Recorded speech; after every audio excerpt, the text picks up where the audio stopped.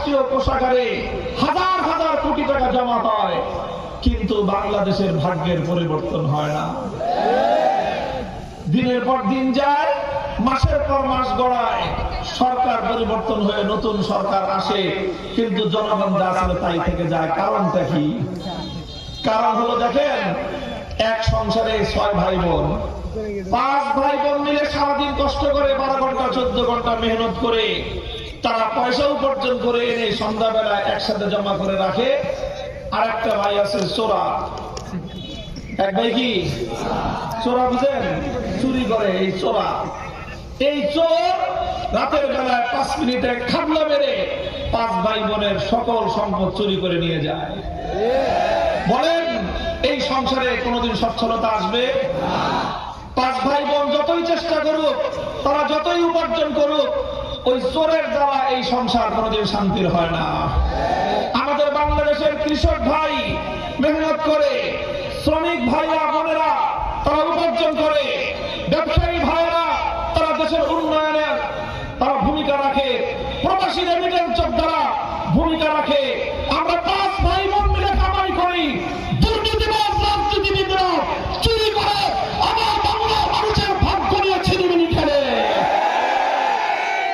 সংগ্রামী সাথী ও বন্ধুগণ, 24শে জুলাই বিপ্লব হয়েছে সেই দুর্নীতিবাজদের হাত থেকে বাংলার মানুষকে মুক্তি দেওয়ার জন্য। ফ্যাসিবাদ, স্বৈরতন্ত্র যখন বাংলার মানুষের ভাগ্য নিয়ে ছিনিমিনি খেলতে খেলতে এদেশের মানুষের পিঠ দেয়ালে ঠেকিয়ে দিয়েছিল, বড় বড় দলগুলো শুধু বলতো ঈদের পরে আন্দোলন হবে। বাংলাদেশের আকাশে 17 বছর পর্যন্ত আর ঈদের চাঁদ উঠলো না, আন্দোলনও হইল না।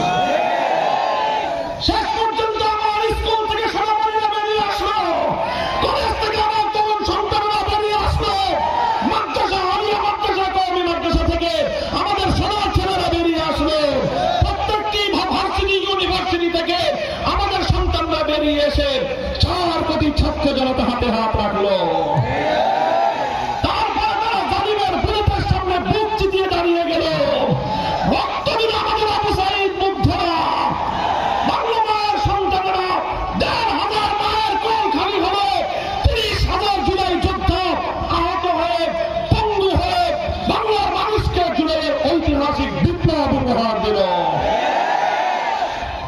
এই বিপ্লবের পর বাংলাদেশের মানুষ জানতে পারলো বিপ্লবের জন্য কোন বড় রাজনৈতিক দল লাগে না।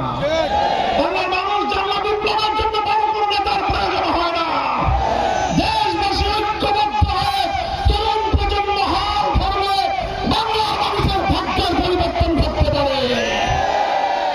তাই জুলাই বিপ্লবের পরে এখন বাংলাদেশের যারা তরুণ যুবক প্রজন্ম আছে, 17 বছর ধরে যারা ভোট দিতে পারে নাই, 17 বছর আগে যাদের বয়স ছিল 18 বছর, এখন 17 যোগ করেন, বয়স হয়েছে কত? 35 বছর। কত? 18 আর 17, 18 বছরের ভোটার হয়। যারা 17 বছর আগে ভোটার হয়েছিল, এখন তাদের 17 বছর অতিক্রান্ত হয়ে বয়স হয়েছে 35 বছর। একবার হলো বিনা ভোটের সরকার, আর একবার হলো রাতের ভোটের নির্বাচন।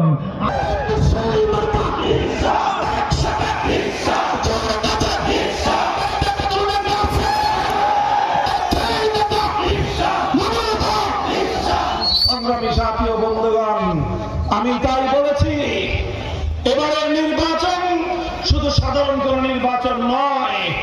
এবারের নির্বাচন মনে রাখবেন, বাংলাদেশের রাজনীতি থেকে যারা সন্ত্রাস করে, গুন্ডামি করে যারা ক্ষমতায় যেতে চায়, নির্বাচনে জিততে চায়, সেই সন্ত্রাস এবং গুন্ডামির বিরুদ্ধে গণপ্রতিরোধ গড়ে তুলবার নির্বাচন।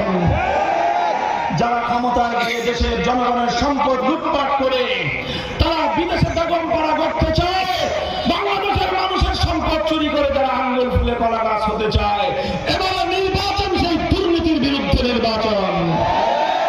এবারের নির্বাচন সাথে সাথে জুলাই বিপ্লবকে বাংলাদেশে বাস্তবায়ন করার নির্বাচন। এই জন্য মনে রাখবেন, এবার নির্বাচন হবে একসাথে দুটি নির্বাচন। 1 নম্বর হবে জুলাই বিপ্লবের পক্ষে যারা আছেন, জুলাই বিপ্লবের পক্ষে কারা হাত দেখান? আলহামদুলিল্লাহ আপনারা যারা জুলাই বিপ্লবের পক্ষে আছি আমরা, আমাদেরকে গণভোটে যেখানে কোনো মার্কা থাকবে না,